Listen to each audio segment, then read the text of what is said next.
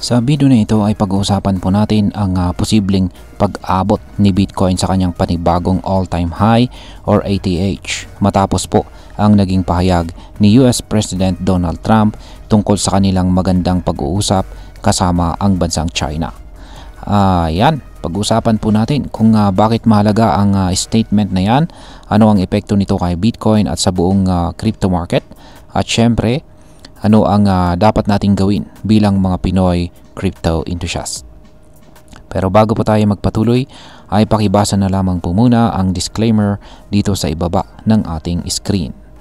Ayan, simulan po natin sa kung ano po ang nangyari sa meeting ni Pangulong Donald Trump at ang China.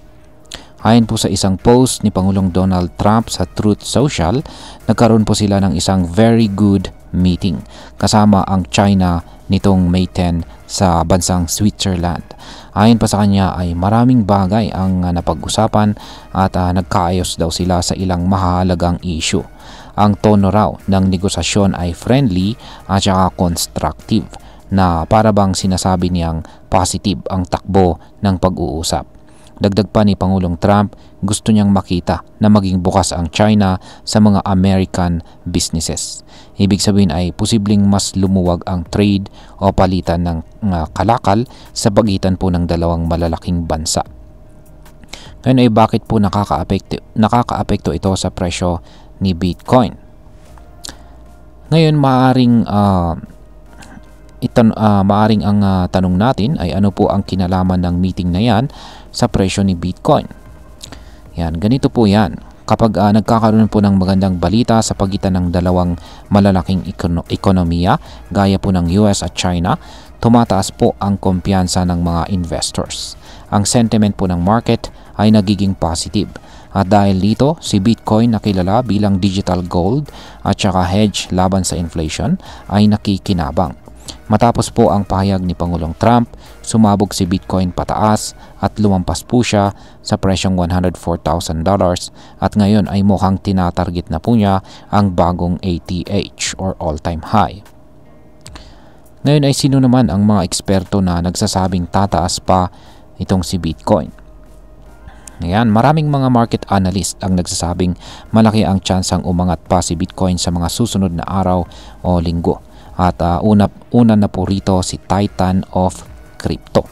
Ayon sa kanya ay may nakikita siyang bullish crossover sa chart ni Bitcoin. Ibig sabihin ay mukhang magsisimula na ang panibagong rally. Ayon sa kanyang analysis ay possible raw na maabot ni Bitcoin ang presyong $135,000 kung tuloy-tuloy ang momentum. Pangalawa, isang analyst mula po sa CoinGate ang nagsabing kapag nalampasan ni Bitcoin ang presyong $105,000, posibleng ang sumunod po na target ay ang $112,000 hanggang $120,000. Ibig sabihin ay maraming eksperto ang naniniwala na hindi pa dito nagtatapos ang galaw ni Bitcoin.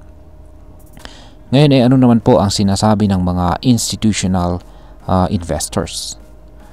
Hindi lamang po mga retail investors gaya natin ang napapansin ang kilos ni Bitcoin. Maging ang mga institutional investors ay nakaabang din po sila. Ayon po kay Nate Geraci, ayan, siya po ang presidente ng ETF Store. Nasa radar daw ng mga malalaking investors si Bitcoin ngayon. Mas lalo pa raw itong magiging interesting sa mga susunod na linggo kung makikita po nila ang malaking galaw sa mga spot Bitcoin ETF flows. Para sa mga hindi pa po pamilyar, ang spot Bitcoin ETF ay isang investment vehicle na nagpapahintulot sa mga investors na magkaroon po ng exposure kay Bitcoin nang hindi kailangang bumili ng aktwal na crypto.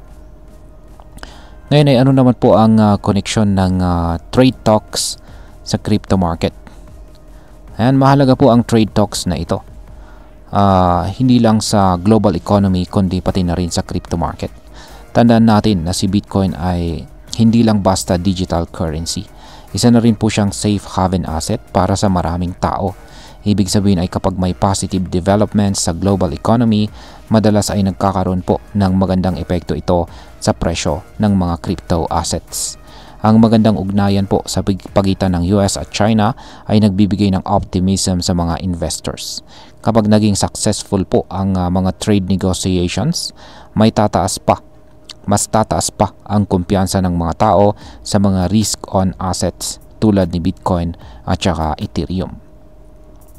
Ngayon ay paano po nito maaapektuhan ang mga Pinoy crypto enthusiast or investor? Bilang mga Pinoy crypto enthusiast ay mahalaga po sa atin ang mga ganitong balita dahil global po ang galaw ng crypto market. Kahit nandito po tayo sa Pilipinas, apektado pa rin po tayo ng mga nangyayari sa labas ng ating bansa. Kapag hawak po natin si Bitcoin or meron po tayong Bitcoin holdings, posible po tayong kumita kung tama ang ating timing ng pagbili at saka pagbenta. Pero kung wala pa tayong Bitcoin, kailangan na rin nating mag-ingat dahil kahit bullish po ang market ngayon, mabilis din po itong magbago, depende po sa balita. Para sa mga short-term traders, magandang bantayan po natin ang resistance level sa presyong $105,000. At kung mababasag ito, ay posibleng magpatuloy po ang rally. Para naman po sa mga long-term holders, magandang senyales ang ganitong developments.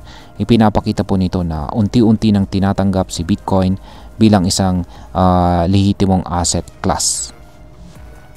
Bilang panghuli ay ang masasabi ko naman tungkol dito ay sa tingin ko ang balitang ito ay patunay na si Bitcoin ay hindi na lang simpleng digital asset na ginagamit sa mga peer-to-peer transactions. Siya ngayon ay nagiging parte na ng mas malaking global financial ecosystem. Ang pahayag po ni Pangulong Donald Trump ay isang classic example kung paano maaaring maapektuhan ng geopolitical news ang presyo ng mga cryptocurrencies. Pero paalala lamang po, huwag po tayong magpadalos-dalos sa desisyon. Ang crypto market ay napakabilis magbago ng direksyon. Laging ugaliin po natin ang tamang pag-aaral bago po tayo pumasok sa isang trade o investment. At ayan, hanggang dito na lamang po tayo sa video na ito mga ka-crypto. Marami pong salamat sa panonood. Ingat po tayo lagi at God bless po sa ating lahat.